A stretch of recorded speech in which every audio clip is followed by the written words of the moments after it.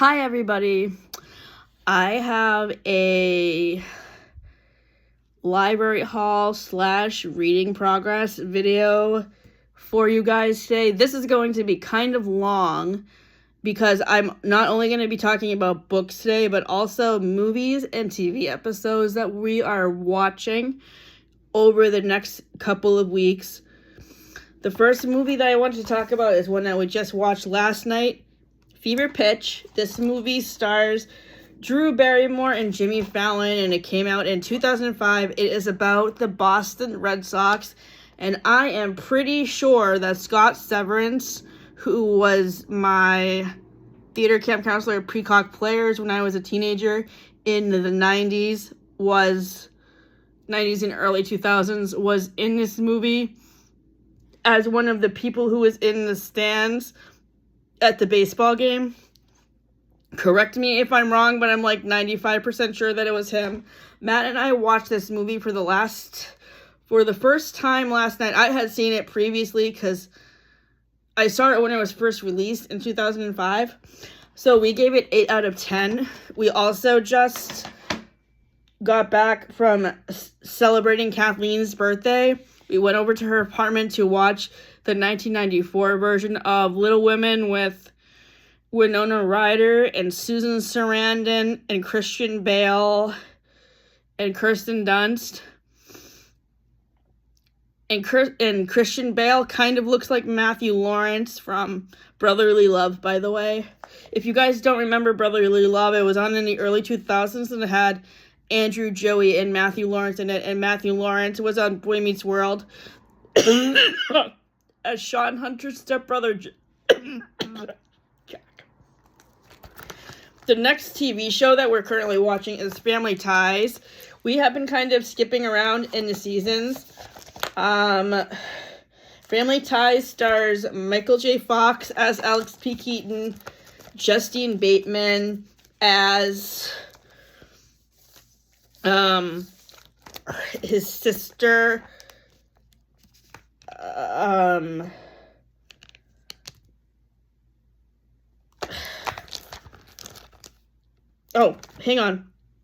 Steven and Elise Keaton are played by Michael Gross and Meredith Baxter Brinley.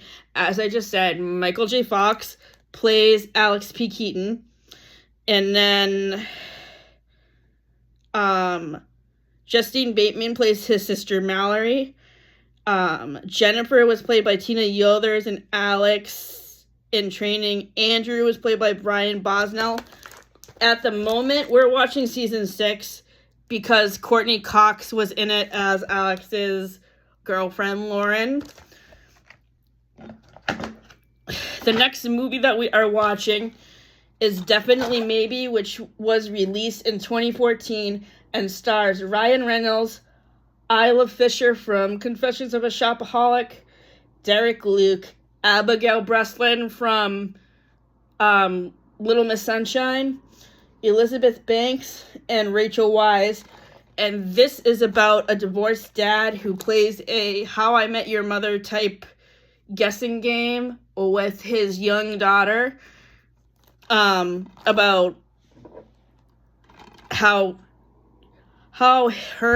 him and her mother met, and she takes her along to solve the mystery, meeting all of the possible people. I'm excited to watch this again. I love this movie. The next movie we recently purchased is Scream 2. We are on a binge of the whole Scream series because the recent movie in the franchise was released on February 28th, and we have only so far seen the first one. So this one has Courtney Cox, Neve Campbell, David Arquette, and also Reese Witherspoon and Sarah Michelle Gellar from Buffy the Vampire Slayer. So I'm really, really excited to watch this.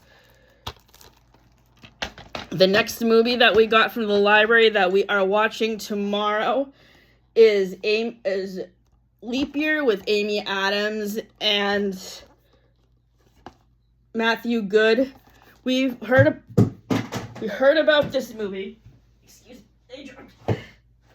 We heard about this video on We heard about this movie on a video on Miss Mojo's channel about underrated romantic comedies, and we figured we would mix this in with the rom-coms that we typically watch just for a bit of variety. So tomorrow night we are watching this movie in a marathon with Fools Rush In, which I'm sure you've heard us talk about before.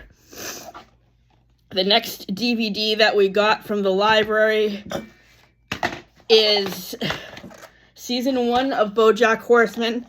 This was a cartoon that was on TV a couple of years ago. I think it was on from like 2015 to 2019. I might have the dates wrong. It was on Adult Swim channel, I think. And this cartoon, the characters that do the voices are Will Arnett, Amy Sedaris, who is the daughter of David Sedaris, who wrote Naked and Me Talk Pretty One Day, Allison Brie, Paul F. Tompkins, and Aaron Paul. And this is about a washed-up Hollywood actor who was once the star on a popular 90s sitcom. Who does this remind you of? Leave your comments if you want to guess, but I'll tell you in a minute. I'm pretty sure you guys should know. So basically, this is talking about like celebrity and it covers the serious issues of like fame and alcoholism and drug abuse and stuff like that. And we watched the first 2 episodes on Thursday. It's really good so far. We really like it. We can't wait to watch more of it. And obviously, so BoJack reminds me of Matthew Perry because he was an actor on a famous 90s sitcom. In this show, it was called Horsing Around.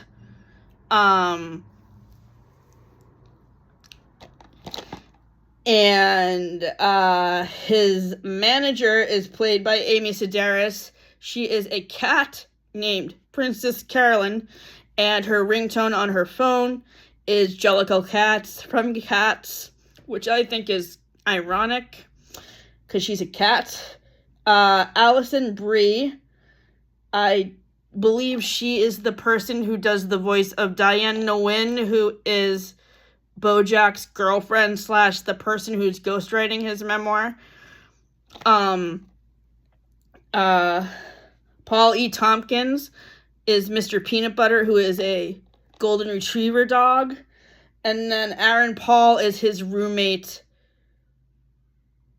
Todd Chavez. I can't wait to watch more episodes.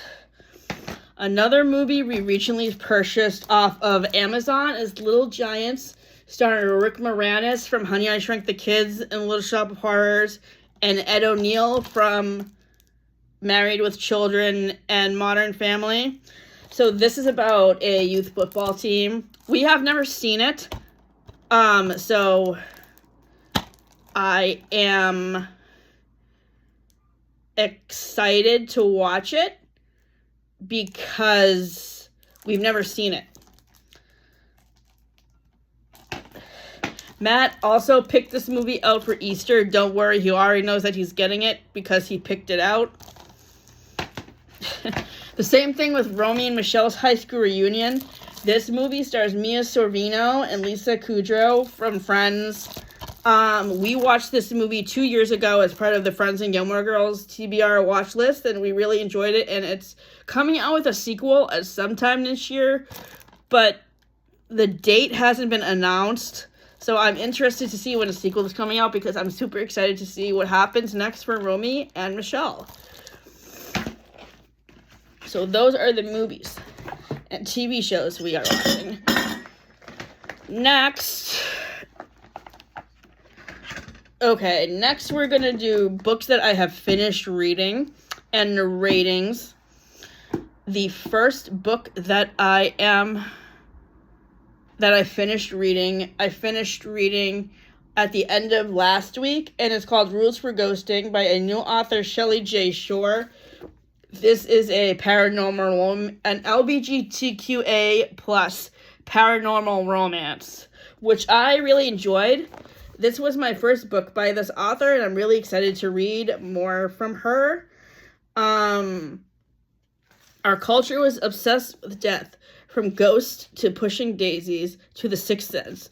We have a cultural refusal to let death be final, and as a result, ghosts are a constant fixture in books, movies, television, and even podcasts. Why do you think that is? How does Rule for Ghosting subvert your perception of a ghost story or of the rom-com? So, I love this discussion question because it mentions 2 TV shows that I have seen, which is Pushing Daisies, which I watched in 2006, and The Sixth Sense, which is my favorite thriller movie with Bruce Willis and Haley Joel Osment that came out in 1999. And what I think makes death and ghosts so prominent in rom-coms is because I guess maybe the theme of death is easy for people to relate to in movies, and it helps people to cope better with the loss of a loved one when it happens to them. Like, the book I recently... Well, we just watched Little Women today, for example, and as you know, if you've read Little Women, Beth March dies of scarlet fever. And that scene is always sad to me, and Kathleen and I were talking... Well, I was telling Kathleen about how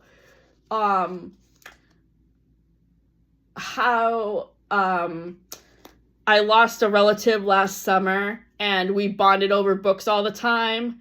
And this made me think of all of reading this book and also watching movies like The Sixth Sense or even watching Supernatural when I was in college.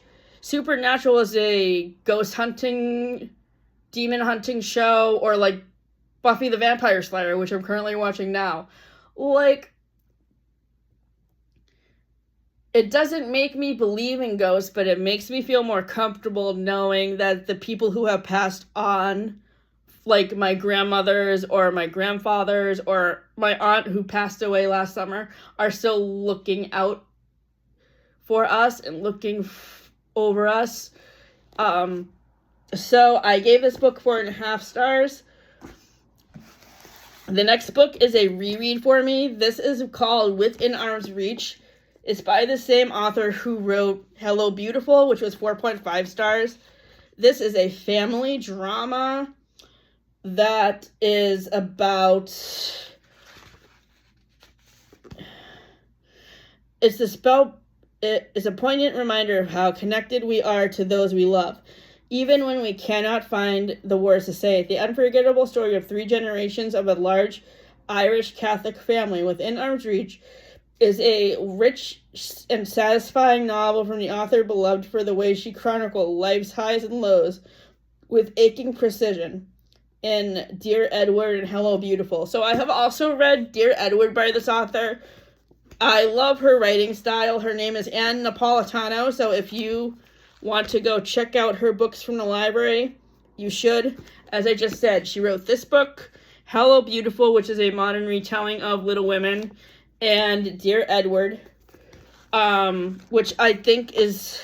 I've actually also read Dear Edward, and I think it's supposed to be like a modern retelling of the main character from The Scarlet Letter, maybe. So yes, I really loved how closely I got to know the characters in his family throughout the course of this story.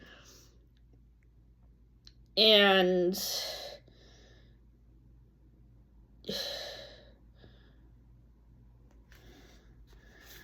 let's see.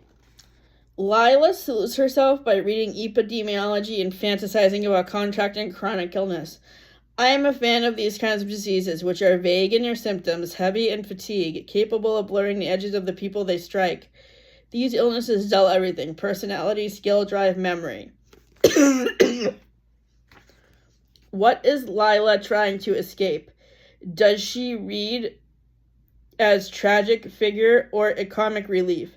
Is her relationship with Weber a sign of healthy transition or an embrace of the kind of oblivion she has watched her sister achieve around men? Yeah, I would agree with the second part of the question. I think this allows Lila to really see from her sister's perspective about being oblivious to men is like. I don't really have a character I connected to the most to in this book, but I really love Ann Napolitano's writing and how she captures all of the emotions of all of these characters. The next book is Isabel Ibanez's new release that came out in January. It is called Graceless Heart, and I picked this book up because it's set in Italy during the Renaissance, I want to say. And I have read The Vampires of El Norte and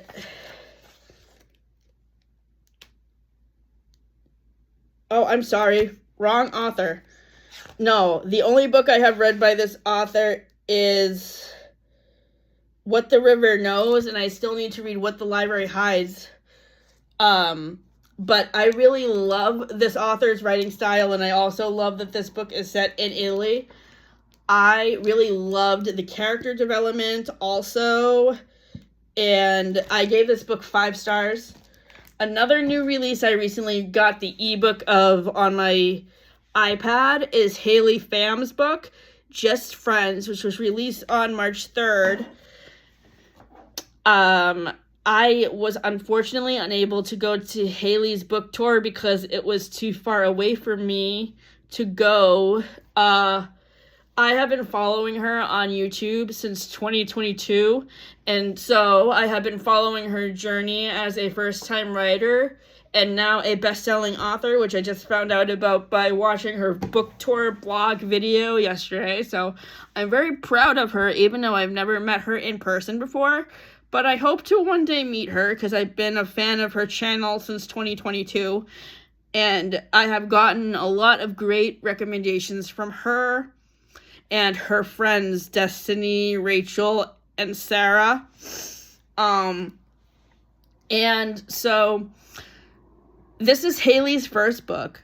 I loved it, and I loved how it deals with grief. Like, the grief hits you right away in the first couple of chapters, because the main character, Blair, sorry for the spoiler, guys, if you want to read this, but she loses her aunt in the very early chapters of she loses her great aunt in the earlier chapters of the book.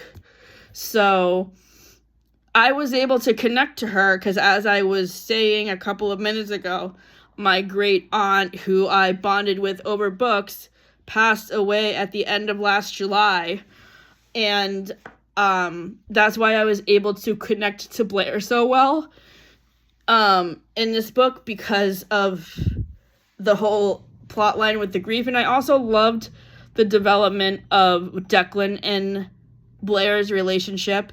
I can't wait to see what Haley writes next. I'm really excited to continue to follow her career as a up-and-coming best-selling author.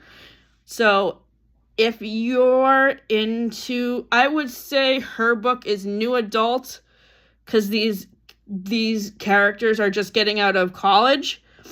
So I would say that if you have any new adult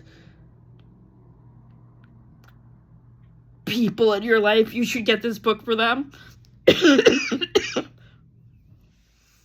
And I'm trying to keep my slightly negative point of the review out of the video, because I want to be positive about Haley's book.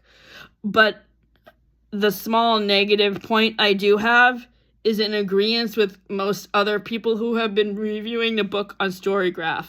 So I gave Haley's book I gave Just Friends 3 stars.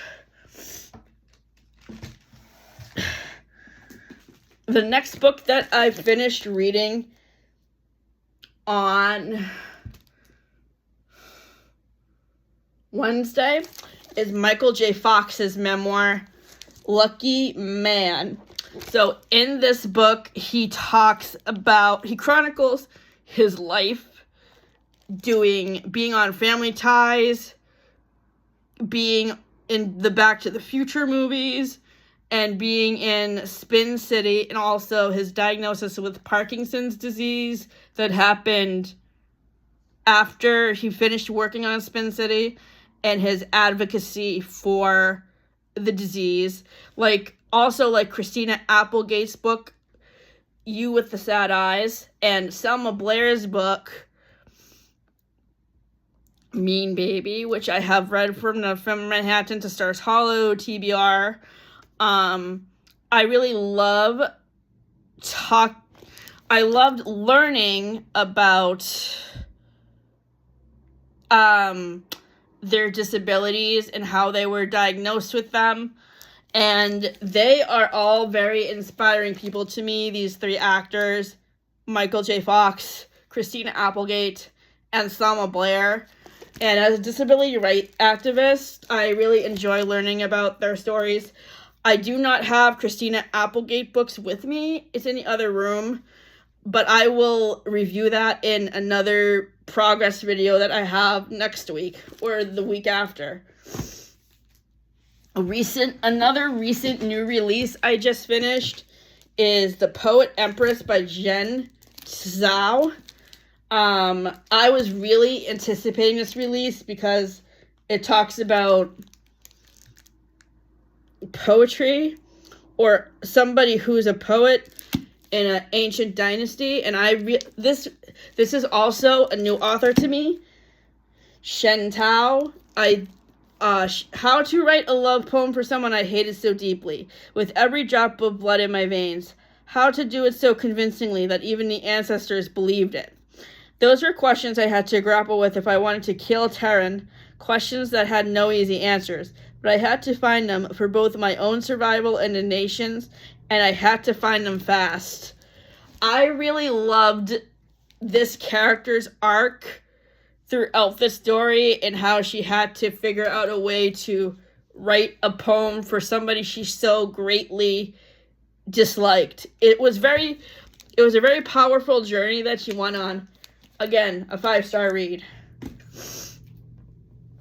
Current reads.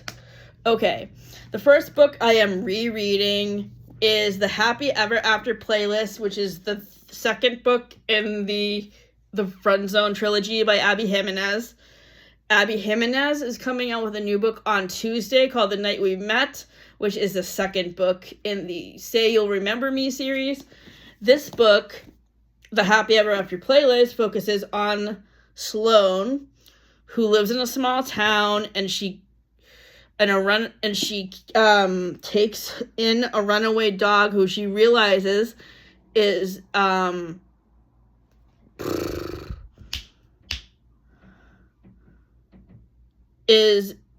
belongs to a local pop star named Jason. I read this book in 2024, and it was one of my favorite books of that year. And in my reread, I am on chapter 14, and I love the development of Sloane and Jason's relationship. The next book I am reading from Manhattan to Stars Hollow TBR is The Notebook by Nicholas Sparks. My friend Anna from New Hampshire and I, buddy read this in 2024. This book came out in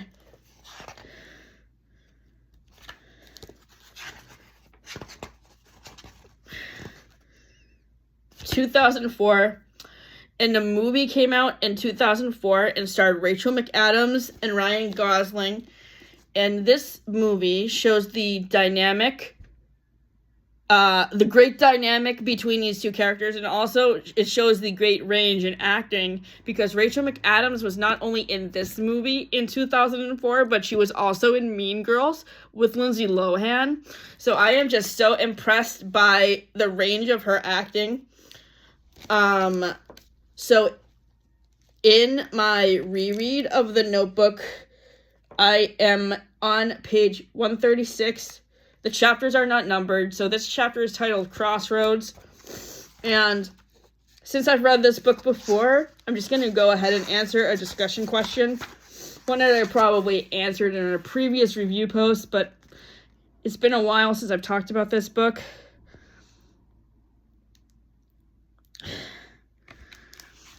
The Notebook has been a bestseller not only in America, but around the world. Why do you think this is? What is it about this book that speaks to such a broad range of people? I think what speaks to a broad range of people is the relationship dynamic between Allie and Noah, because Nicholas Sparks actually based the couple in this book on his grandparents. So I bet readers... I bet the readers who read this can see their own grandparents in Noah and Allie in some way. And also with the Alzheimer's plot line, because Noah is reading the story of their love to Allie as she's in a nursing home dying from Alzheimer's disease. And, like, I was personally able to connect to that because I know when my grandmother was in the hospital dealing with Alzheimer's, my grandfather would go every day to see her. My grandmother died from Alzheimer's in 2014. So that was 10 years after this book came out. I was out of college by that point. So this book should be a classic, but for some reason it is not a classic, but I think it should be, because it is a book about timeless love and, like, the bonds that hold a couple to the bonds that hold a couple together throughout time. This was on From Manhattan to Stars Hollow TBR because, okay, technically I found this book on a list of book recommendations that describe Lily and Marshall from How I Met Your Mother, but their couple dynamic is really similar to Monica and Chandler. And also this book came out during the last season of Friends, so it counts for the TBR list. The next book is called Cursed Daughters by Oyen Can Brianwaite. So the first book I read for this by this author was called My Sister the Serial Killer, and I read that for book club with Rachel Conrad, Books and Brews at the Rising Tide Brewery. This is this author's new release that came out at the end of the year last year, and it's about a girl named this girl, Inyi, who is born on the same day her cousin dies. And the reason why she's cursed is because she was born on the same day as her cousin's death. So basically her family thinks she's cursed because of that. I really like this book so far. I am on section 3. This chapter is broken up into sections. I'm on section 3. Or maybe it's chapter 3. The chapters are just really long. I'm on page 140. The next book that I am reading is The Best Worst Thing by Lauren Oakey. Sarah Caroli put this book on her top 25 best books of 2025 video that she came out with at the beginning of the year. All things considered, Nicole Spire has a pretty amazing life. At least that's what she tells herself. She's got a beautiful house, a relatively successful fertility podcast, and a perfect husband, Gabe. The only thing that's less than ideal is her year-long struggle with infertility, and how every passing day, she and Gabe seem to drift a little further apart. But mere hours after Hail Mary embryo transfer to the gestational carrier. Nicole discovers Gabe's been sleeping with their dog walker, and her world turns upside down. Suddenly, a jobless, childless, and now husbandless Nicole finds herself at the doorstep of somebody she tried to say goodbye to a long time ago. Logan Milligan, a former colleague with serious golden retriever energy, who happens to laugh out loud funny, a colossal nerd, and legitimately kind of hot. When Logan opens his door that night, it's like no time has passed. As they fall back into each other's lives, Nicole starts recognizing herself in the mirror again. She even begins to like what she sees. And then, like a cruel joke, she gets the news she spent a lifetime waiting for. Her surrogate is finally pregnant. As her relationship with Logan develops from a blast from the past fling into something that's much deeper, Nicole struggles to balance her past and present and future. Racing against the clock, she must learn to forgive her body for falling short and recognize that sometimes it's the biggest betrayals in life that set us free. With everything on the line, can Nicole accept love from the greatest man she's ever known, even if it's nothing like the story she'd written for herself? Okay, so there's a lot to cover with why I selected this book for the TBR. First of all, with the cheating plot line, it's obviously Ross and Rachel and the whole Chloe situation. And then with the infertility, it's Chandler and Monica. So it's a mixture of all four couples together in one book plot, which is crazy to me. This is my first book by this author. I started this on Thursday when I picked it up from the library, and I am on page 84. The next book that I am reading is In the Company of Witches by Orly Winters. I'm pretty sure I found this book on a list on Instagram about friends' character book recommendations, and this book was paired up with Phoebe. If I can find the post, then I will link it in the description, but I find so many of those posts, it's nuts, so I may not find it. Just warning you. So this is a witchy murder mystery book. This is also another new author to me. Her name is Orly Wallace, and the characters in this book are named Bryn and Nora, and I really like their dynamic, and this mystery is going to be super fun to solve.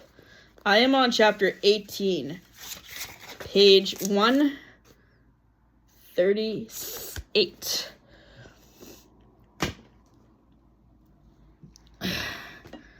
The next book that I'm reading is Virginia Woolf's The Waves.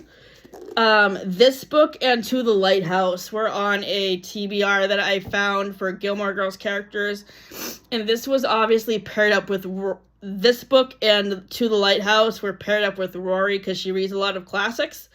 I have read another essay by Virginia Woolf for the Friends and Gilmore Girls TBR called A Room of One's Own, which I paired up with Rachel's character and talk about in my video that I did for books that I read for Jennifer Aniston's birthday. In The Waves, I am on page 167. The next book that I am reading is called The Stolen Life of Colette Marceau by Kristen Harmel.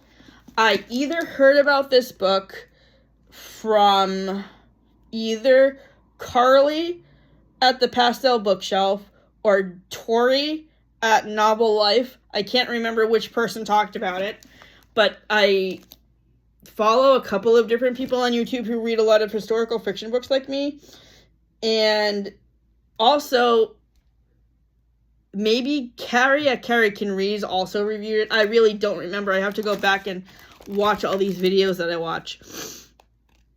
So, the other two books that I have read by this author are The Sweetness of Forgetting and The Room on Rue Amélie. And this story is about jewel thieves. Colette Marceau has been stealing jewels for nearly as long as she can remember, following a centuries-old code of honor instilled in her by her mother, Annabelle. Take one for the cruel and unkind and give it to those in need. Never was the family tradition more important than during the Second World War, when Annabelle and Colette worked side by side in Paris to fund the French Renaissance. But one night in 1942, it all went wrong. Annabelle was arrested by the Germans, and Colette's 4-year-old sister Lillian disappeared in the chaos of the raid, along with an exquisite diamond bracelet sewn into the hem of her nightgown for safekeeping. Soon after Annabelle was executed, and Lillian's body was discovered floating in the Seine, but the bracelet was nowhere to be found. 70 years later, Colette was redistributed $30 million in jewels over the decades, has tried to leave behind her tragic past, but her life begins to unravel when the long-missing bracelet turns up in a museum exhibit in Boston. If Colette can discover where it has been all this time, and who owns it now, she may finally learn the truth about what happened to her sister. But she isn't the only one from whom the bracelet holds answers. And when somebody from her childhood lays claim on the diamonds, she's forced to confront the ghosts of her past as never before. I am on chapter 7, page 62. The next book was recommended to me by Gabby at Gabby Reads, and it's called Beautyland by Marie-Helene Bettino. And at this moment, when Voyager 1 is launched into space, carrying its famous golden record, a baby of unusual perception is born to a single mother in Philadelphia. Adina Giorno is tiny and jaundiced, but she reaches for warmth and light. As a child, she recognizes that she is different. She possesses knowledge of a faraway planet. The arrival of a fax machine enables her to contact her extraterrestrial relatives, beings who have sent her to report on the oddities of Earthlings. For years, as she moves through the world and makes a life for herself among humans, she dispatches transmissions of terrors and surprising joys of the existence. As a precarious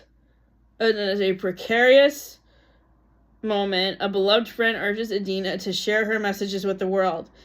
Is there a chance she is not alone? Marie-Helene Bettino's Beautyland is a novel of startlingly originality but the fragility and resilience of life on our Earth and in our universe. It is remarkable evocation of the feeling of being an exile at home, and introduces a gentle, unforgettable alien for our times. I am on page 214. I don't know what chapter it's on. I don't know what chapter it is because the chapters are not numbered.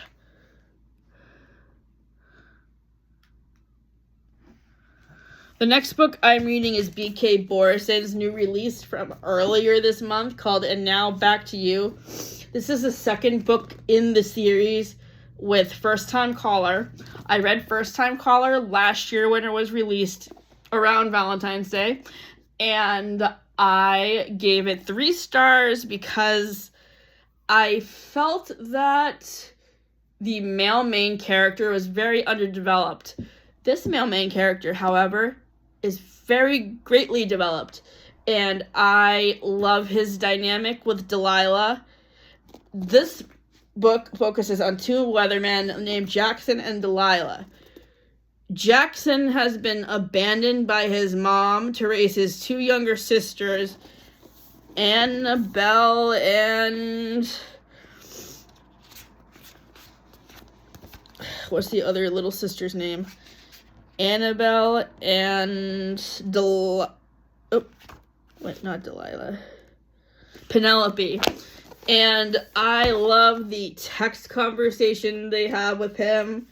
Adeline and Penelope are his sisters, and on page 130, 135 and 136, they're having a text conversation with him. What the hell is going on with you two? Answer your damn phones. Calm down, Jackie. We're fine. Then tell me what's going on. It's not a big deal. It is a big deal. The entire school just thinks you're hot, and now our lives are ruined. I will never recover. Is this a joke? It's a bad one. I wish. God, do I wish. I love the teenage sisters. They're so cute. I have a feeling that all of their friends think their brother is cute and they're super embarrassed. It's adorable. So, this romance series is based off the Nora Ephron romantic comedies. First Time Caller was inspired by Sleepless in Seattle.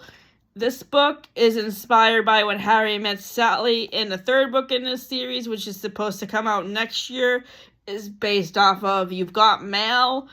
Matt and I watched When Harry Met Sally on Valentine's Day, and we really enjoyed it.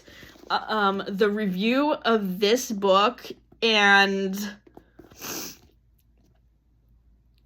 When Harry Met Sally will be on my Substack, which will be linked in the description. 3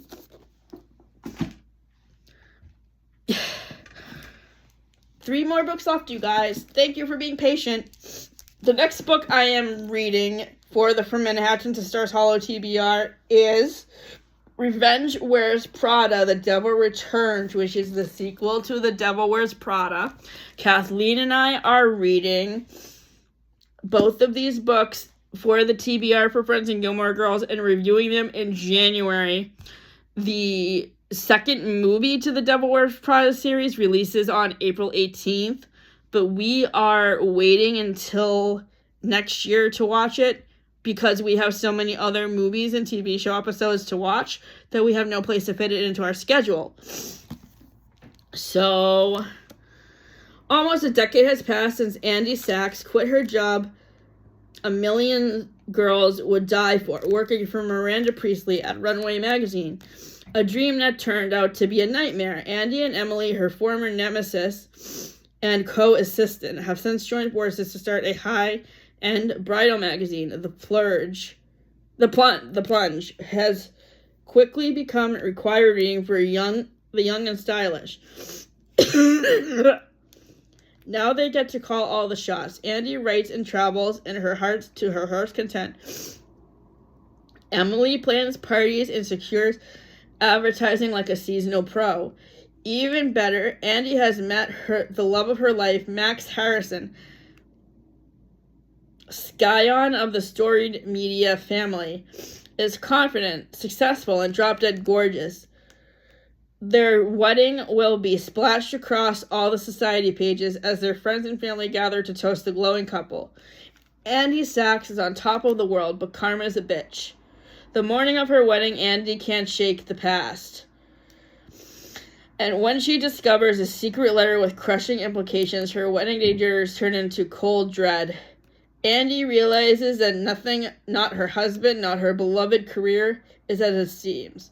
She never suspected that her efforts to build a bright new life would lead her back to the darkness she barely escaped 10 years ago, and directly into the path of the devil herself. Currently in this book, I am on chapter 6, page 76. The next book that I am reading is An Academic Affair by Jodi McAllister.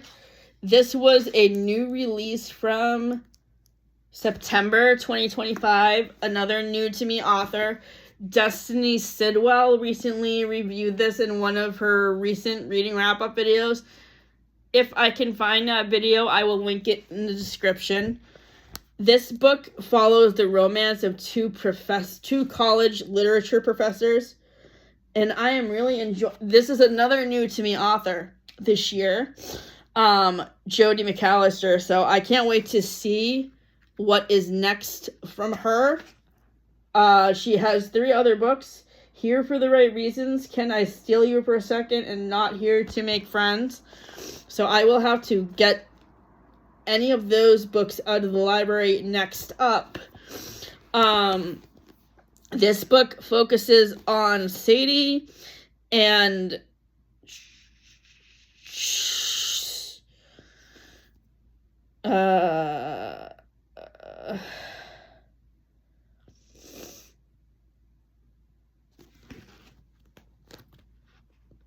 Sadie and Jonah, and I really love their dynamic and their banter. They are so fun to follow. The final book I'm currently reading at the moment is by Virginia Woolf again. It's called To the Lighthouse. Through its fame, an icon of the 20th century literature resists primarily on the brilliance of narrative techniques and the impassionate beauty of its prose. To the Lighthouse is above all the story of a quest, and as such, it possesses a brave and magical universality. Observed across the years as a vacation house facing the gales of the North Atlantic, Mrs. Ramsay and her family seek to recapture the meaning for the flux of things and the passage of time. Though it is the death of Mr. Ramsay on which the novel turns, her presence pervades every page in a poetic evocation of loss and memory that is also a celebration of domestic life and its most intimate details. Virginia Woolf's great book enacts a powerful allegory of the creative consciousness and its momentary triumphs over fleeting material life. So as I said when I was talking about The Waves, I really enjoy Virginia Woolf's writing style. Aside from A Room of One's Own, the other book that I have read by her is Orlando, which I read back in 2023 or 2024 for Reading the Rainbow Book Club at Print Bookstore. And so far into The Lighthouse, I am on page 124. Thank you for sticking with me. I'm sorry that this video is so long. Thank you for being patient with me. If you have read any of these books or seen any of these TV shows or movies, please leave your comments on them in the description below. I'm wishing you all a happy Easter. My next video is going to be out after Easter on April 7th. Have a great rest of your weekend and a happy Easter.